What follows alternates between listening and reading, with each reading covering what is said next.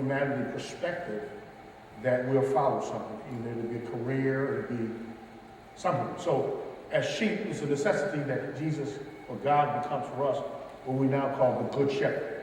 Hey Vern, how do you do, man? Good to see you tonight, beloved. And so it's important that we understand that as sheep, we have to learn that Jesus is our Good Shepherd. We also learn that he defines himself and becomes descriptive enough for us that he gives us what we would see as the right shepherd opposed to the counterfeit shepherd.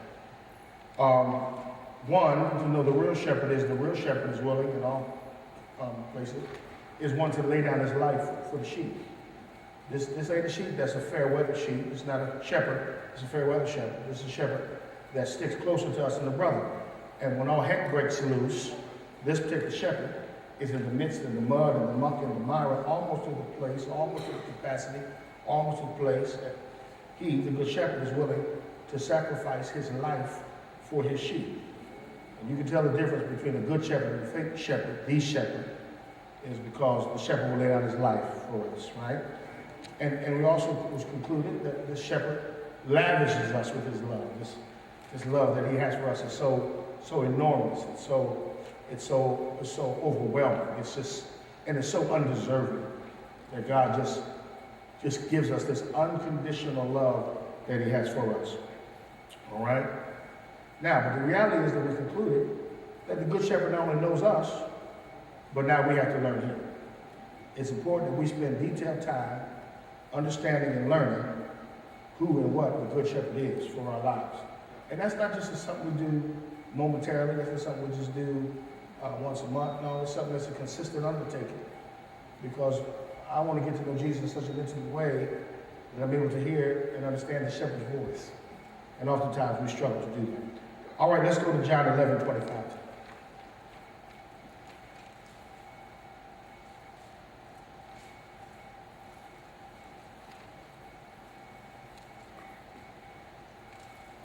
Now here's a familiar one, and this is one of my favorite I am statements. When you're there,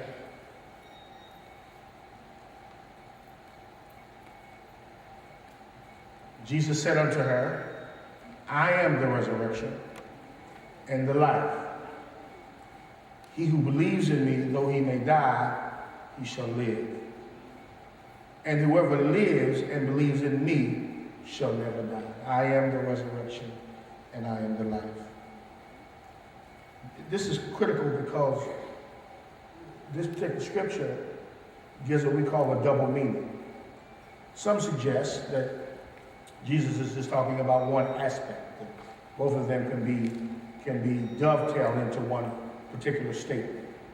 But I conclude that Jesus now, when he says, I am the resurrection and I am the life, he's talking about what I call a double meaning. Here's what the resurrection means. You can write this down in your notes to define resurrection. Resurrection simply says that Jesus has the power over death, so that whoever dies will experience the power of the resurrection. You see that? I am the resurrection. It means I have the power over death. It means that death has no sting over it. It's enough for him to have just said, I am the resurrection. But he pushes this particular nomenclature to a different level when he says this. I'm not just the resurrection, but I am double meaning life. I am the resurrection and the life. Watch this. Let's go to John 20:31, and you'll see this life comparison.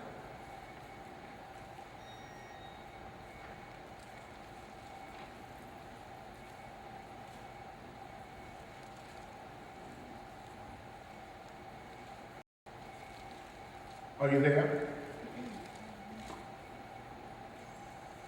Verse 31, hey, what's up, dear? But these are written that you may believe that Jesus Christ is the Son of God. You see that? And that believing you may have life. You see that life? You see that life? In his name. Meaning, he's saying, I'm not just coming to have just a resurrection, but I'm also coming that you can have a life that's reflective of a life that I've died for. I'm not just coming to get you up out of the grave. I'm also coming that you might have life and have it what? more abundantly. Zura. So now he's saying that not only am I just the resurrection, I can get you up out the grave, but that's not all I'm here to do. I'm not just you ever see somebody, oh, here it is, here's a great analogy, where somebody's, they pull back from death, but they don't have life. You ever see when they put the machine on them, and they do bring them back, but they're not back. They just resurrected, or they just been stopped from dying, but their quality of life is not nowhere near what it used to be. Jesus says, that's not how I operate. When I bring back, not only do I bring back, I add to quality of life. So you got to understand, when you're dealing with me, you're not just dealing with somebody that's just bringing you back from death. No, you're bringing me, dealing with somebody that brings you back from death and adds quality of life. Now, you might say, well, what that has to do, because now, if it's a double meaning, life and resurrection, I now can put a spiritual connection to it. Am I right? That not only can God raise us from physically death, but he also raises us from what? Spiritual death, right? And when he calls us from spiritual death, darkness into light, right? It's not that he calls us and we're comatose or have this image where we're still stuck around in the hospital. No. When God raises us spiritually, he raises us for the implication that we can have a spiritual life that's effective, productive, and disciple. Life and have it more abundantly, okay? So all this notion about resurrection is critical that we must understand is coupled with life. Now, here it is.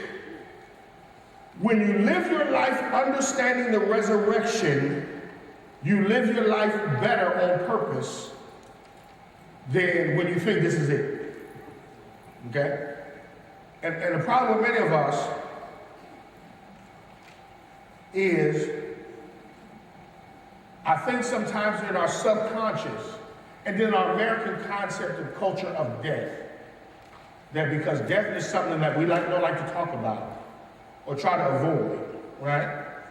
I think because of that, we do not embrace fully the power of God's resurrection. And so because we don't embrace fully the power of God's resurrection or what it means to be a believer, and I'm going to talk about today grieving with God. It's a different type of grief, and I'm going to talk about that a little later. This is a critical subject, especially for us, because we've lost a lot of people here in my last 4.5 years. I've buried the most I've ever done in my whole ministry, and I've been in ministry 20 plus. And the reality is, it has really reshaped my understanding of death. It's really reshaped it. It really has. And if we take a Christian lens toward death, we can understand that death is something that we can discuss. Am I making sense what I'm saying? Especially in the African American context, we think death is like you only talk about it until you die, and then you get there and find out people don't have insurance, they don't have proper arrangements.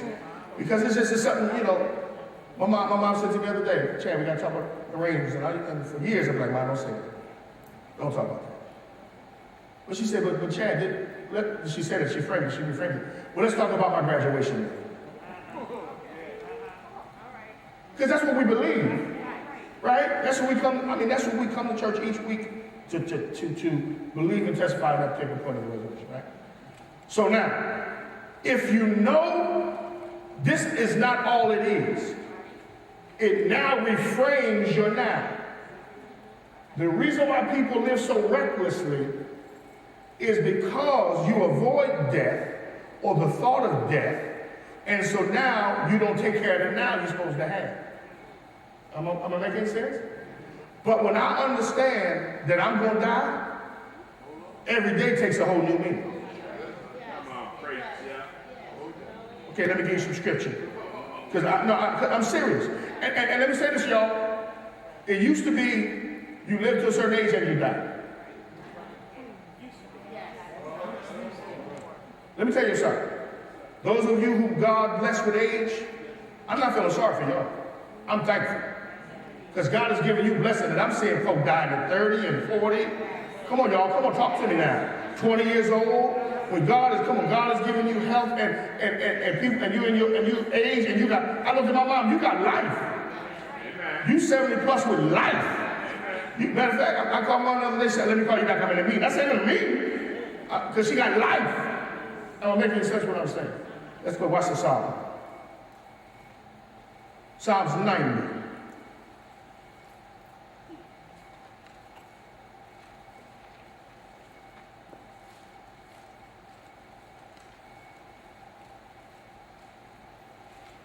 Verse 12. This is imperative now. Watch this. Teach us to number our what? That we may gain a heart of wisdom. You got to start now. Stop living as if every day's promised to you. When you number your days, every day God gives you is a blessing. Hello? When you number your days now, you don't have time being depressed over folk that don't mean nothing to you. Because you realize that God has only given you a certain allotment of time to live. Are you with me? So he says, listen, so he teaches men to number our days that we may gain the heart of wisdom. That when you understand that death is a reality, sickness is a reality, then whenever you get up and have some portion of health or strength, that's a good day.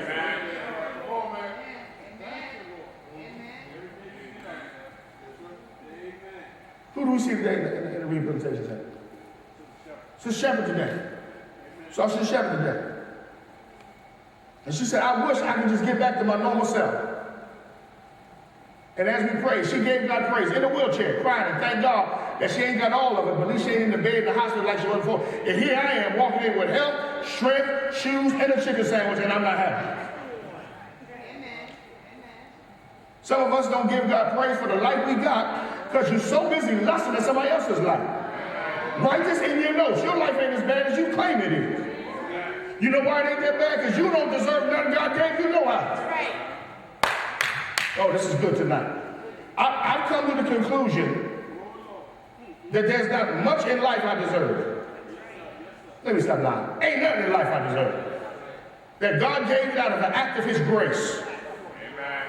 And since God gave it to me out of the act of his grace, whatever he give me is surplus. So I don't got time looking at the 5 cars my neighbor got. Are you with me here? I'm happy after 1.5, he got me one in ride and the other one my daughter take, but I'm happy. Are you with me here? Because when you start lusting at other people's lives, you don't appreciate the life God's given you, and you spend time trying to be what God don't create you to be. And I'm getting to the point where you got to be thankful for what the day it is. Because it's going to come a day you ain't ready to do what you're able to do. You keep on living. And so when you can't do what you're able to do, you're going to be mad because when the time you could did it, you spent time complaining over everything. And I'm so sick of Christian complaining. I don't get it. You complaining, you got health, you got strength, you got food on your table, but you find ways to complain about something. God said, no, number your days. No, you ain't going to be here forever.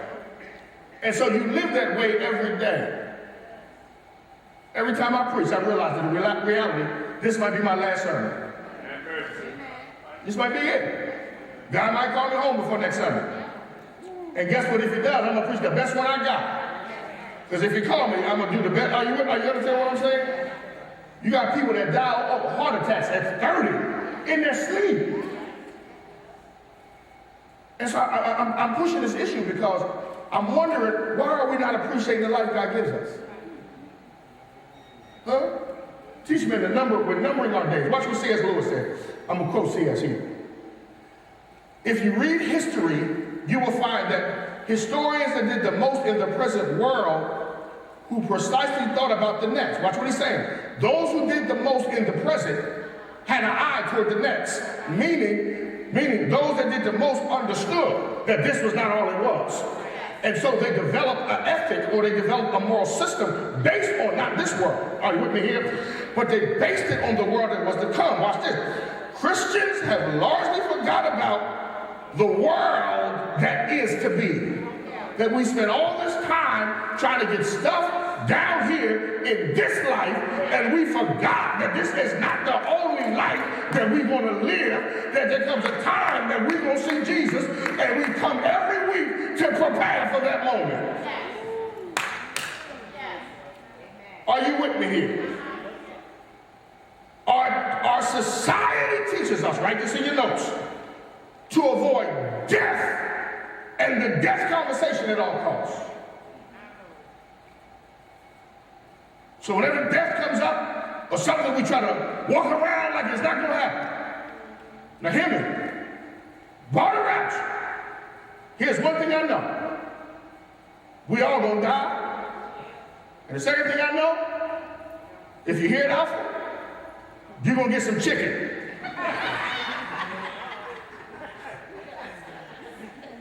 Now, I don't know if I'll be the pastor, and so it might not be, so you might not get fried, but you'll get either baked or fried. Are you with me here? Now, I don't know if there's going to be enough left over to go to the house, but you're going to get some rice pilaf, am I right? Come on, y'all know I ain't lying. Come on, y'all. You're going to get some string beans. Come on, y'all. Come on here. And you're going to get a roll. Now, that's what you're going to get. You're going to get that here, and you're going to get some cakes to give you sugar diabetes. Oh, come on, talk back to me. And don't get it twisted. We got a punch and an iced tea that to die for. But after that, it's over. Are you with me here? We're going to sing a good song. Are you with me here? Huh? We're gonna sing a good song. Huh? We're gonna do the best to preach a good message. We're gonna lift up our hands, we're gonna shout. But guess what? We're gonna come here next Sunday like nothing ever happened.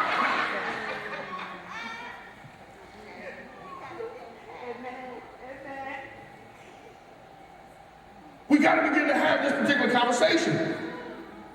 Because it's gonna happen to all of us. Are you with me here? And so if it's going to happen, that means that we need to have dialogue about it, but death for the Christian is not the same as death for the unbeliever. Death for the Christian, is a promotion to see him. Go to 1 Corinthians 15.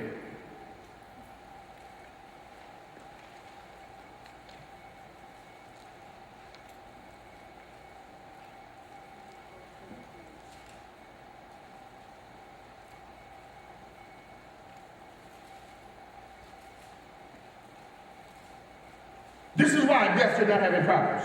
I mean, not any problems. Let me back off that. Should not be the same as those that have no hope.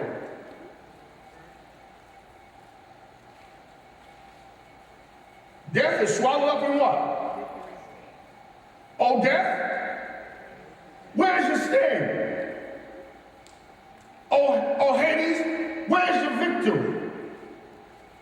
Max Lucado describes it better than I can. Max Lucado describes death as a bumblebee with no sting. You can't stop the buzzing. But when it stings you, it doesn't do what it's supposed to do. Are you with me here?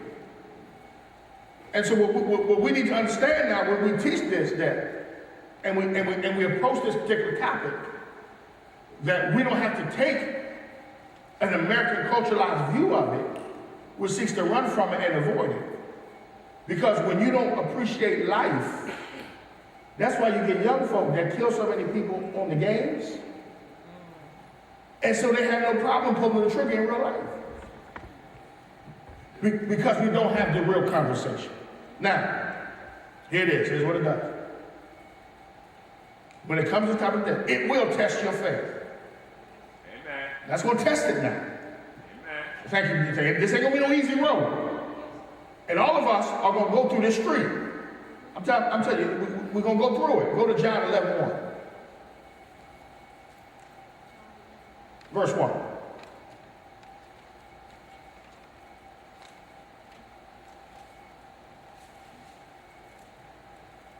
Now, a certain man was sick, Lazarus of Bethany, the town of Mary and sister Martha.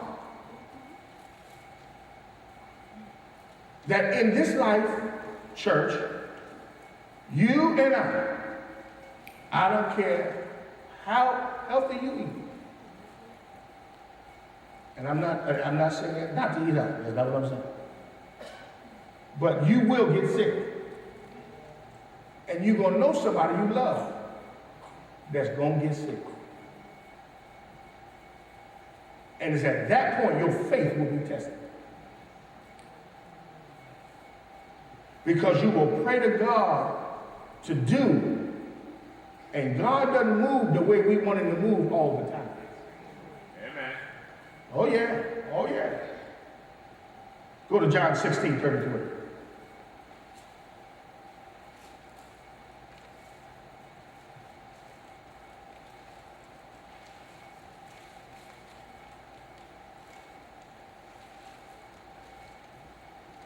Are you there? These things I've spoken to you, that in me you may have peace. You see that? In the world you will have what? Tribulation. You keep living, there's some things in this world that's going to cause you trouble. But be of good cheer. I have overcome it.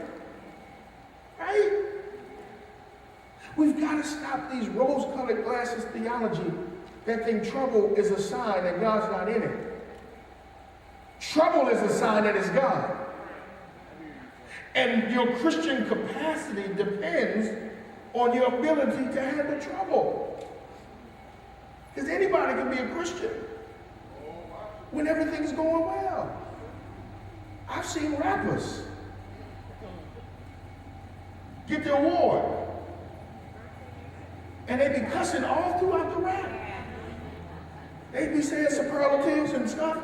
And some of you black women be taking off your earrings ready to fight somebody. But as soon as they get that microphone, I will give honor to God and thank my mom.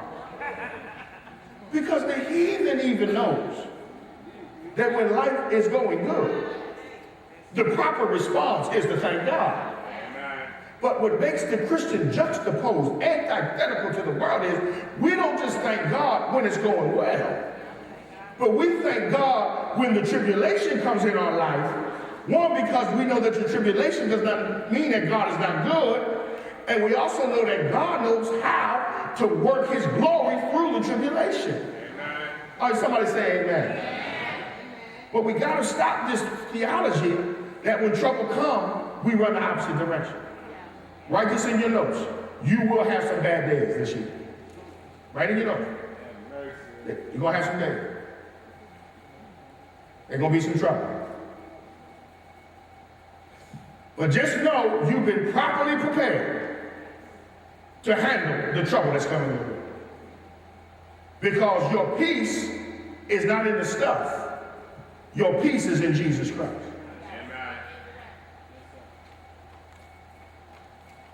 I don't know who I was watching on Sunday. It might have been Edo Smith. And he was in his clothes. And he said, there's 5 things I want to give God praise for. He said, 1, peace of mind. He said, number 2, peace of mind. He said, number 3, peace of mind. He said, number 4, peace of mind. He said, number 5, peace of mind. And what's the point you're raising? That when you start walking with God, you don't need external things to give you peace. All you know is if you got a relationship with God, you good. And got a little money that you get you a hot dog sandwich, you fine. Shoot, you give me a Bible and a half turkey with cheese, we'll get through the day. Are you understand what I'm saying? And as you grow in God, it should take less stuff to make you happy now. Is anybody getting to the point you don't need all the stuff you used to need? Are you with me? You starting to redefine your stuff. You used to need a whole lot of stuff, and now you know what? This is getting really scary. You even starting to like you too. Huh? Ain't it scary? You starting to like when you by yourself. Like, how long y'all gonna be out? How long?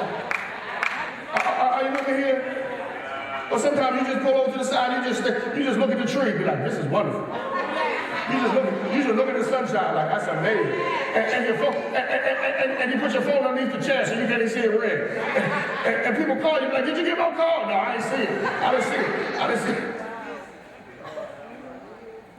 Because you just go under the sunshine and this is beautiful. And sometimes in a hectic day, you just got to pull over. When the day's stressful, you just pull over and take you a 10-minute reflection. I'm looking at something beautiful today. I'm shutting down, and I'm going to look at this tree, because God made this tree. Are you understanding what I'm saying? And I can look at this tree and say, thank you, Jesus, because this tree reminds me that I serve a God that got all power, and I'm going to sit right here while chaos is running all through my life. Here it is. You remember, Jesus said, they was perishing. Jesus said, y'all worry about it. I'm going to take a nap. Wake me up when you need me. Are you with me? And God can give you that type of internal structure. But the stuff that used to stress you out, don't stress you. You know why? Because you got history with God now. Some of us, God has brought out of so much stuff Now we only get nervous when it comes out. We're like, watch what God gonna do. Are you with me here? Watch it now. Let's keep going. Matthew 7:25.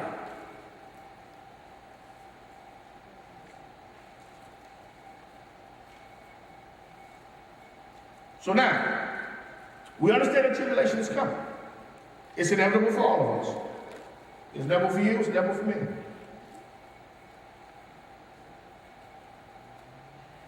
Then whoever hears these sayings of mine and does them, I will liken him to a wise man who builds his house on a what?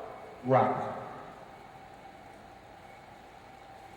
And the rain descended, the floods came, and the winds blew and beat upon the house. And it did not fall, for it was founded on the rock. Amen. But everyone who hears these sayings of mine and does not do them will be like the foolish man who built his house on the sand. And the rain descended, the floods came, and the winds blew and beat on that house, and it fell. And great, see the difference? See the difference between two Christians? One of them built their rock on foundation. One of them built it on sand. And you can determine a Christian by what they built it on when the storm comes. Are you with me? Let's keep going.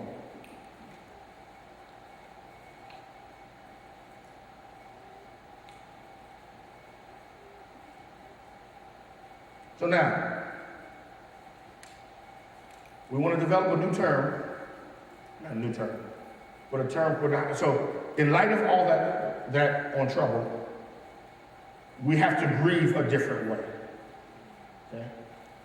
And for the Christian, we have to grieve toward God. Okay? That's critical.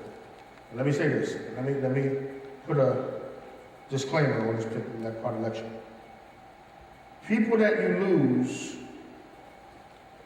you will never get over losing. Let me just, okay. There's not that, I hear people say, just get over it. You never, I don't care how many length of time. My father's been dead a decade. And somebody texted me a plaque of him when he was the president of the school board. And they made a mistake and texted me and my mom, trying to be nice. I mean, they weren't trying to be facetious or anything. Just like, oh, man, he's on one of the buildings. And we crying like, he just died yesterday. Because when someone has meant something to you, it's not a human reaction to just forget it. Amen. Are you with me here? But the tears is not for them. The tears are for me. I'm not crying because of his outcome. Because he already got his. And if you asked him to come back, he would. But I'm crying or grieving toward God because I missed the person. That's critical. All right? Now watch it. These steps are critical. And I'm realizing, as I was talking to my mom, that this is an ongoing process that we have to continue doing, because just when you think you're over something, it comes and hits you like a flood of bricks. Amen. Are you with me here? All right, watch this. We have to first go back to John 11. Back to John 11.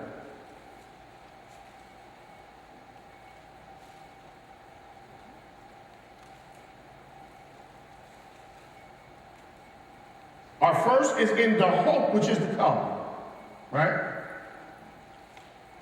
When we deal with losing people, we are grieving toward God. Watch this. We grieve with the understanding that Jesus is the resurrection and the life. And we come to the particular circumstances realizing that this life is not all it is.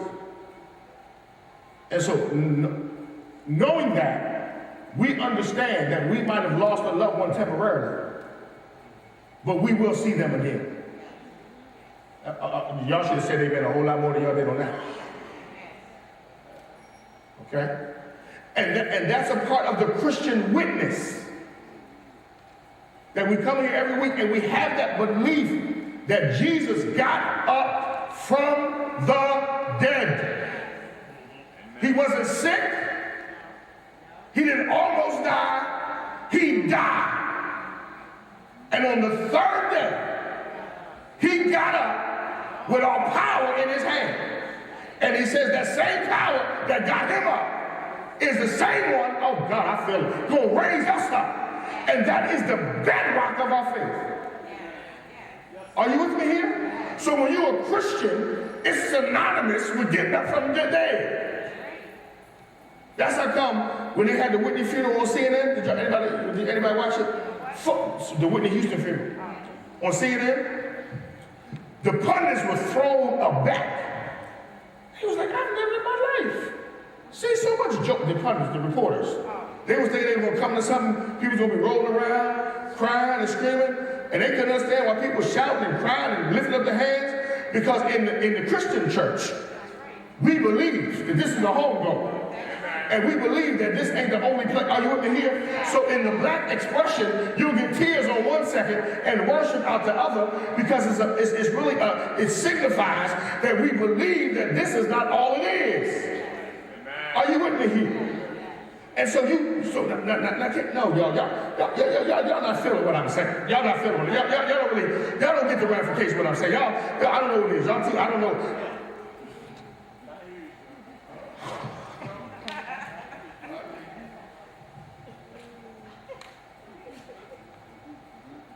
Our faith claim is that death can't even stop us. That's right. That's right. Wait a minute, wait. You mean to tell me if our faith claim is death can't stop us, why am I tripping over a boss? If our faith claim is we can get up from the grave, why am I worried about how tuition is going to be paid?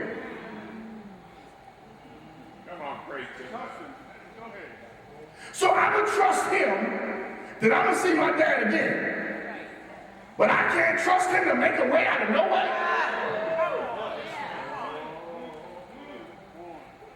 Are you getting what I'm saying now? Are you getting what we come in here every week.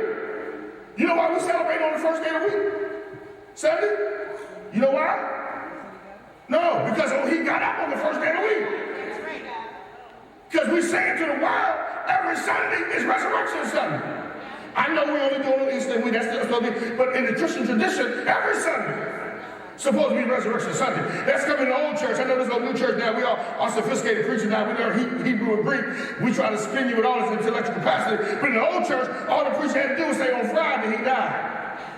And then on Saturday he died. But on Sunday, every Sunday, the preacher said he got up with all power in his hand. And that was enough for Grandmama. Grandmama lifted up her hand. And matter of fact, you preach a message and don't close that way. In the old church, she said, come in, baby. That was a good message. But I didn't hear nothing about the resurrection of Jesus, because the resurrection of Jesus was centristic to her faith. That's how come Grandmama and Grandpa could put up with so much stuff. But now when you don't believe it, or don't have it at the forefront, now when you don't get the mail, you have a nervous breakdown. But when you put the essentials back to their centristic place, and if I'm trusting God for the resurrection, oh, I can believe it for something small. Are you with me here? Let's keep going. Now, when she gets the news,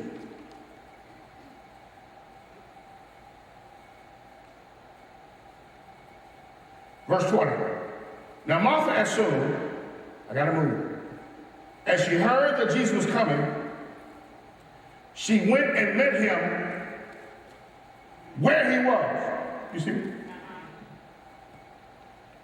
That if you're gonna grieve toward God, your grief, your pain should move you closer to Jesus. Okay? Your tribulation should move you closer to him.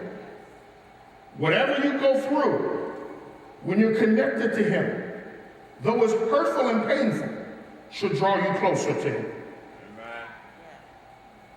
Because pain is going to do one or two things, church.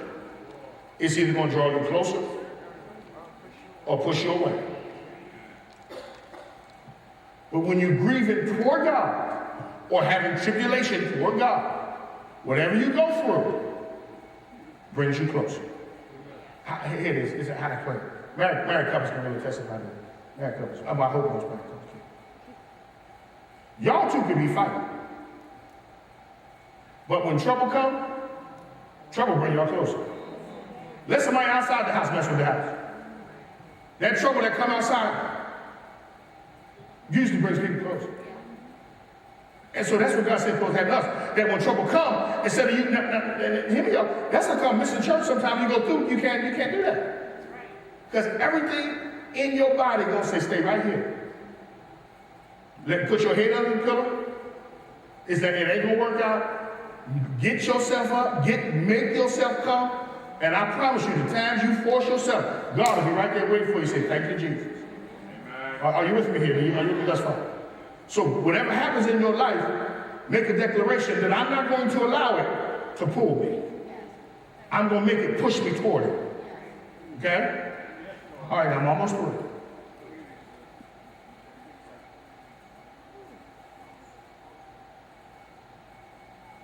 Go to Hebrews 12:1.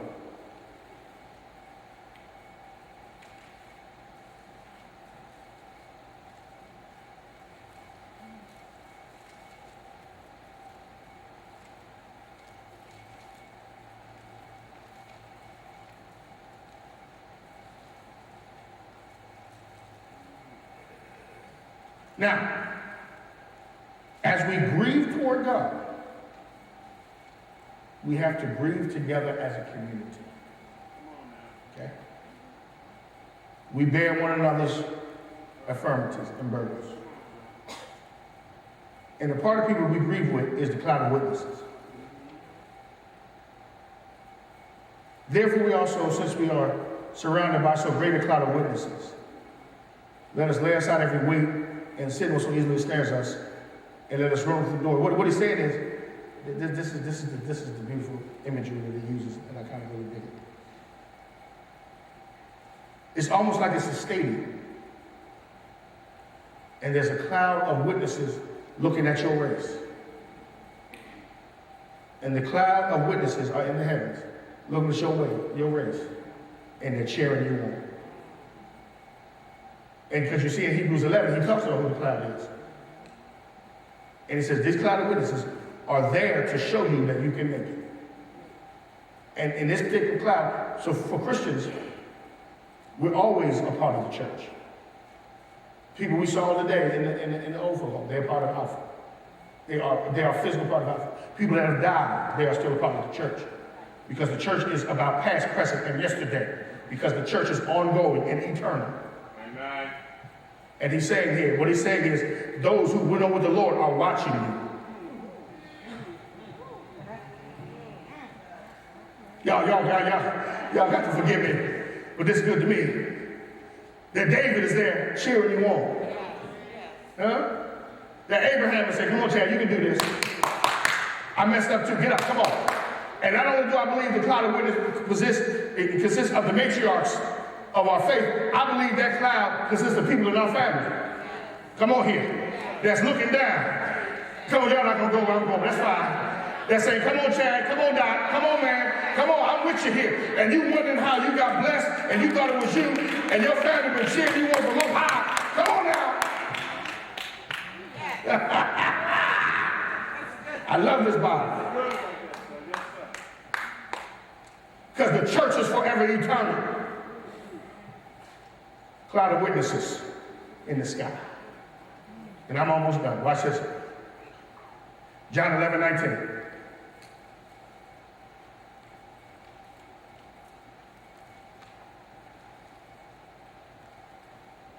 Oh, John.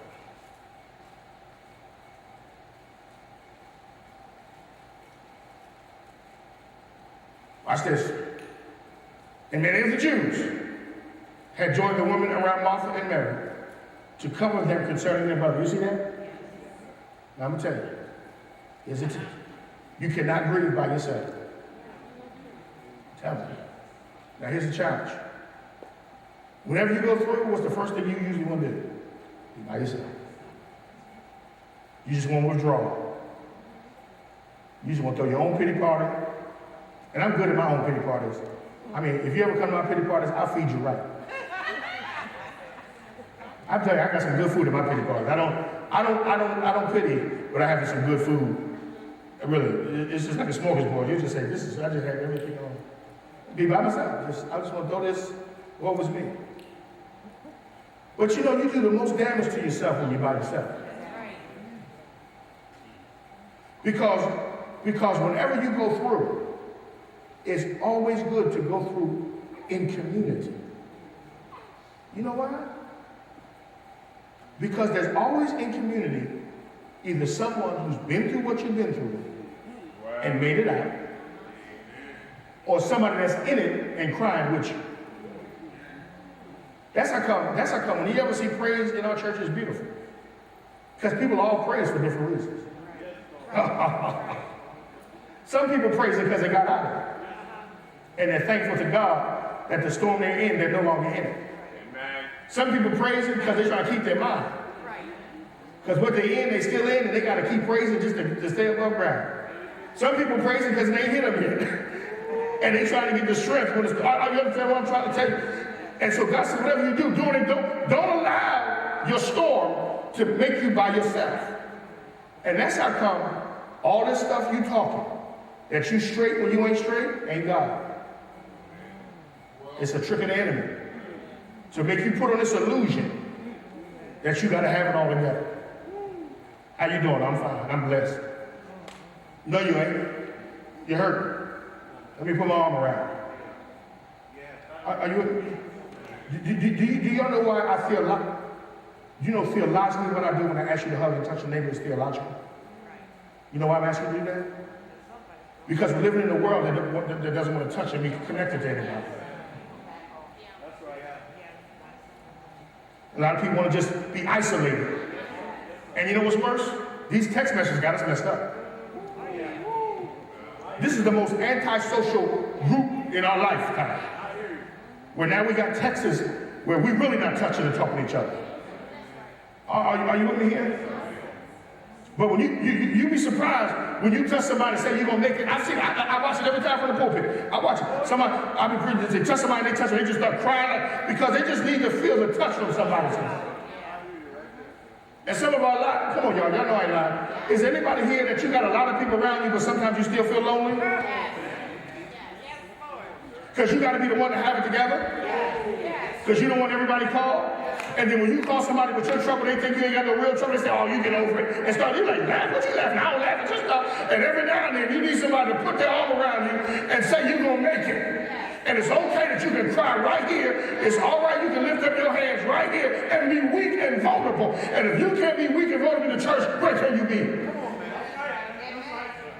If I got to come here and act like we got it all together every Sunday, every Wednesday, we on top of the world, then this got to be a bad church. A church is a place where every state you in, you can express it.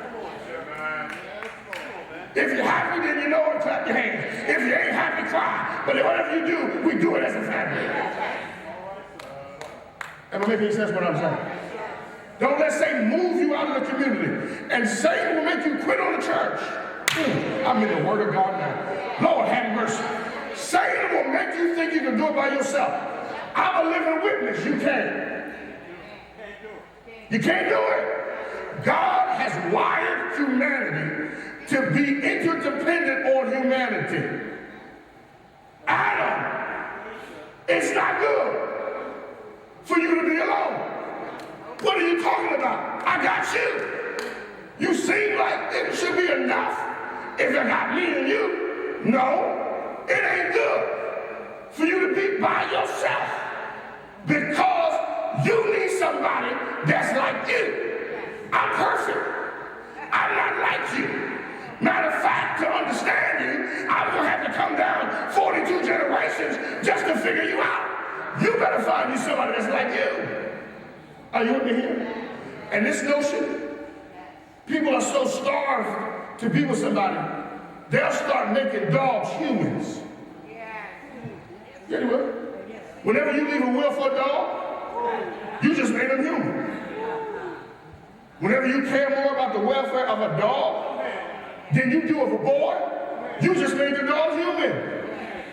Because we're wired to be in relationship with each other. Are you with me here? So when you go through, don't withdraw. Force yourself. I was glad when they said unto me, I'm done now. Let's go into the house of the Lord forever. Come on, let's give God praise for the Bible study tonight.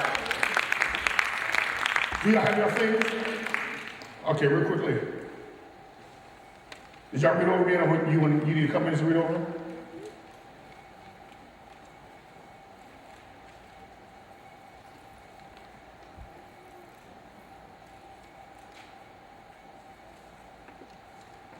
All right, I just want to do number 3 tonight, as we discussed briefly. Here's the question. We got your hand out? Who got it?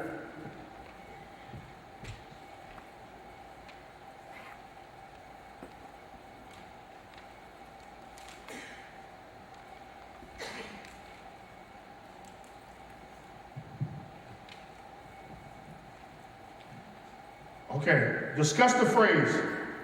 What do you think of the phrase grieving toward God, based on what we discussed tonight?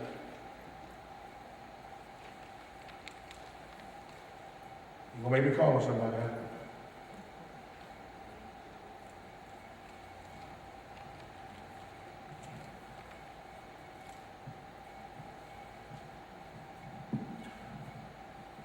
To me, that means that you take every feeling you have to God.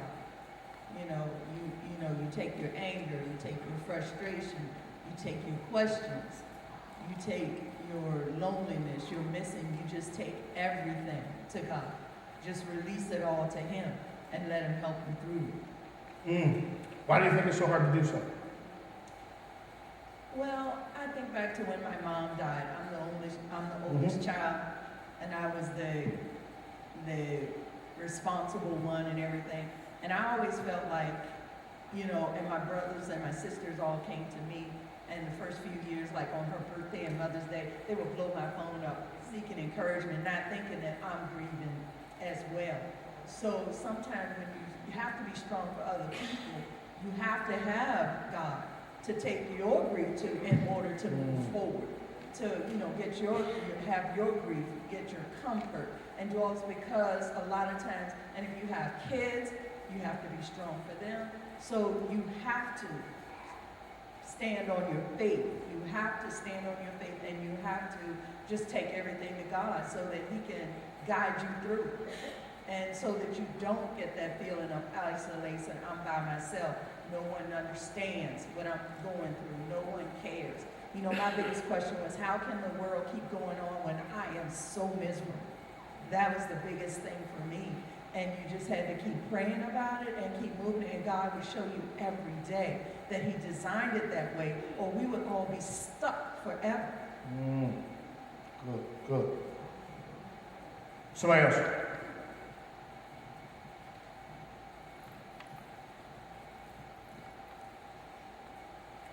Just boy.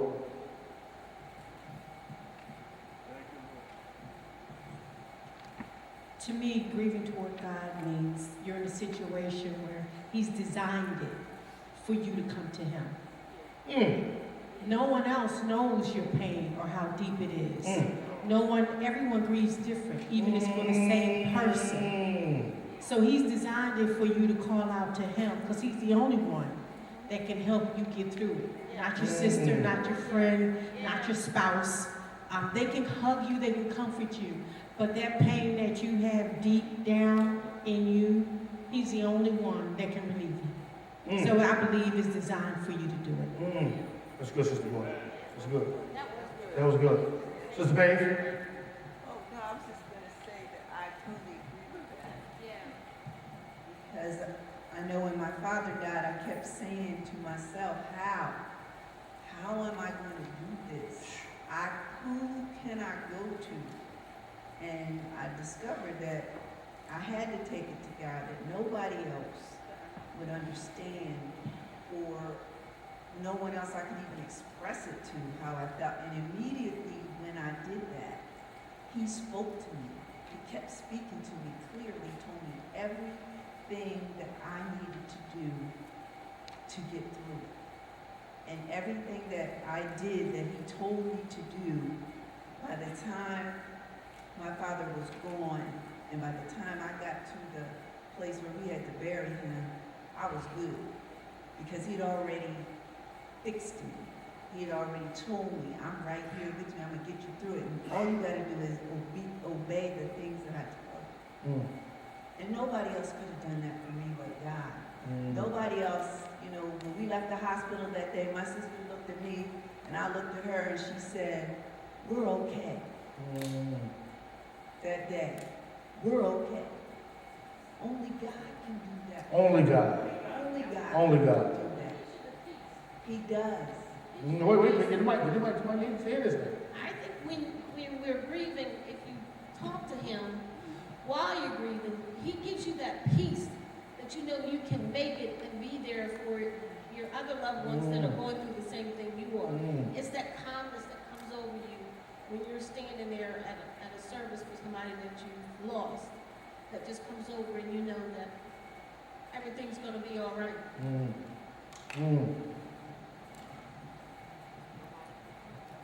Say it again? I said, nobody can do it but God. Yeah.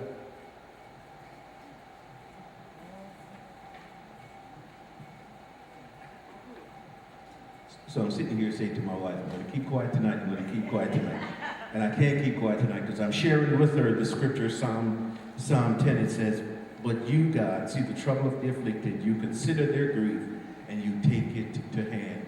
He takes our grief personally. He knows ahead of time. He wants us to come to it with him. I mean, he welcomes us into his presence through our lowest moment. And to me, when he says he takes it to hand, he takes it personal. Everything that we could conceivably go through and deal with, he's right there. You know that touch, that hug you talk about? That's the touch and hug he gives us when we're going through that period of grief. Yeah. Amen.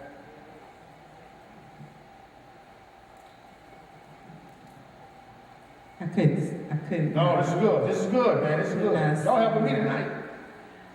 So when I thought about this grieving can also be before death. Yes. In my case, I grieved for 5 years for my mother, who was not dead. She was basically in a vegetative state. She could not touch, feel, hear. I mean, I think she could hear, but that means she couldn't move, she couldn't do anything. She was just laying in the bed. And my relationship grew as a result. Grieving towards God to me was all I had. I was her only child. I did not have siblings to deal with that, go through it. I had to care for her on my own. I visited her every day. She was in such a state that she could not be at home. You know, she couldn't, I had to have her in a nursing home to care for her. But that period of time, I think Sister Jan said, the peace that came over me, it was grief before she died, and then it was grief after she died. So I grieved twice, but it was all towards God and towards him helping me through that situation. I couldn't even talk to her about it.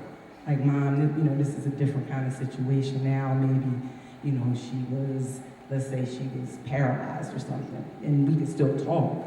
I couldn't even talk to her. 3 hours before it happened, I was talking to her just like I'm talking to you now, and boom, a brain aneurysm took her right to that point. But for 5 years, I grieved that situation because I didn't have any mourning or anything. And it just, like I said, it just brings you closer to God, and it gives you peace, and it gives you understanding about who he is and how he can get you through. Because without him, I don't know how I could get, I literally, it was only through him that I got through that period of time. But I also now can help other people through that because I went through it. So. And also for me, it's learning to continually to trust him. And everything that he says that he will do, he will do it. I mean, I'm a It's moral- hard, Harris. I'm a moral. You own it, God. In my mind that every Christmas day, it's a marker for me because my mother passed on Christmas Day at 10 o'clock in the morning. But it's teaching me every day now to trust him. When my wife went through the surgery, and I still watch her now, it's trusting him, believing and knowing that he said that, hey, look, she's already healed. We just have to believe it and trust that he's going to do what he said that he's going to do. It's already done. But, you know, what we do as humans is that too many times that we say that we trust him, but we try to pick up the mantle and try to run the ball ourselves. And then we get knocked down and recognize that, hey, look, we can't do this on our own. It's all because of him. He died for us. He gave his life for us. From the very beginning, everything was formed for us, was cast down and made for us, to follow him, to trust him, to love him, to abide in his word, because he gave it all for us. All we have to do now is just trust him. He says that his word would not go forth and return unto him void, but it would accomplish those things that it was set forth to do. And every word in the Bible is set forth to do something purposely for us in our lives. All we have to do is just trust it and walk there within it. And so, you know, and that's what I'm trying to learn to do now more so each and every day, is to abide in him and to trust him. Amen. Burn in the middle.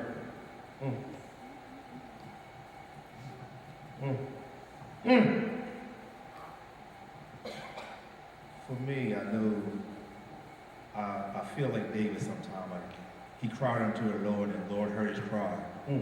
Sometimes you just got to cry unto the Lord and submit everything at his feet, knowing that you saved, knowing that you are healed, knowing that you are delivered, knowing that God will do what he said he's going to do.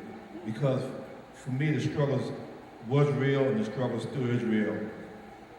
Losing my first wife at the age that she passed away at 35, I was saved, but I wasn't strong in the Lord. And it took me through some stuff. And in many days I cried because I didn't understand.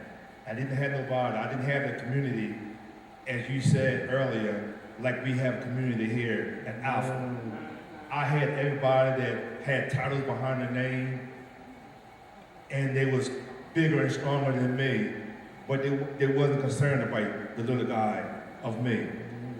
So many days I cried unto the Lord, and I know when I came forth, God brought me forth. But I had to submit everything unto him. Even now that I'm going through some stuff, I'm still submitting stuff unto him. I still got to submit some stuff unto him.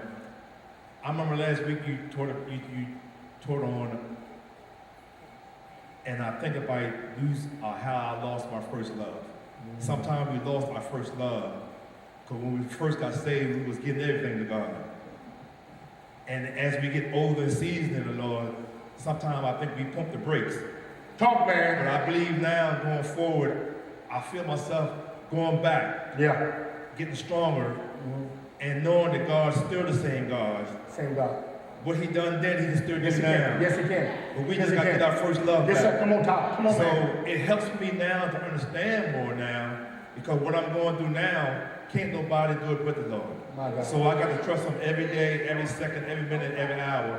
Because how I feel, I got to press through.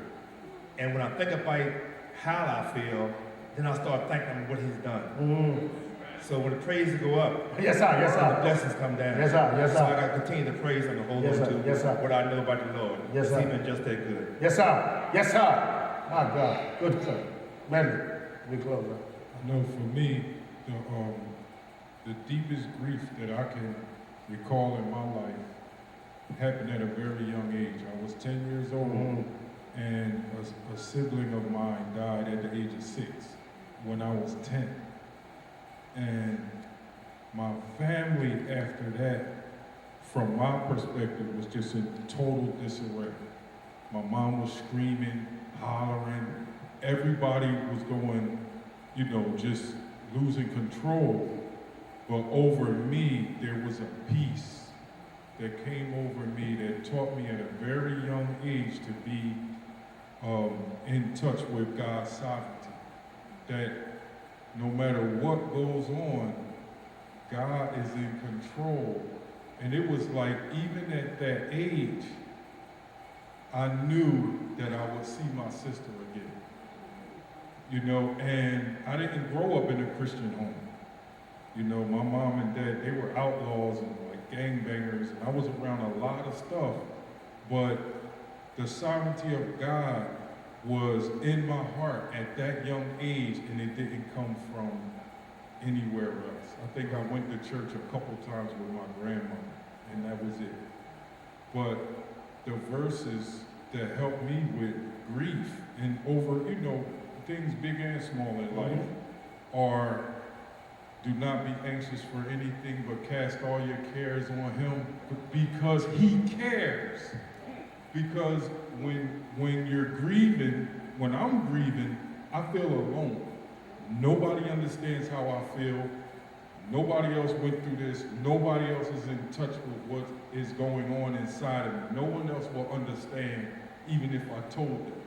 Because no one else is going through this but me. So I'm the only one who knows how I feel. The fact that God knows, his eye is on the sparrow, I know he watches me. The very hairs of your head are numbered. God knows you better than you know yourself. So to feel God's closeness, his number one, his sovereignty, he cares, he knows, and he's close to me because his eye is on the sparrow, so he's watching me. He knows because he even knows the number of hairs on my head. Cast all your cares on him because he cares. And he's the one that's sovereign. So, and then it's like trusting and relying on him that everything is going to be okay. And that's where grieving towards God means to. Good, good. Come on, let's give God praise. Good job. Let's circle up tonight.